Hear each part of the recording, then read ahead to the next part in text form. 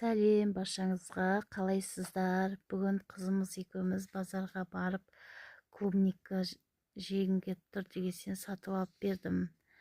Балалар жеді, жегеннен қалған осылай клубника шоколад жасайық деп, шоколадымызды ертіп, клубникамызды жуып кептіріп, осындай шоколадтарды силиконе ыдыстарға Балбештен сатып алғам. Соларға барлығын құйып шықтым. Содан кейін клубникалардың барлығын орналастырдым. Екі қалған үлкен клубникамды касседегі қалған шоколадқа орап, морозильниктерге 1 сағатқа қатырып қойдым. Өте дәмді болып шықты. Біздер бірінші рет жасауымыз. Сіздер осылай жасап көрдіңіздер ма? Комментарий жазып, лайк басып кетіңіздер. Өте дәмді болып шықты. Балдар қуанып жеп алды. Мама тағы да жасайықшы деді.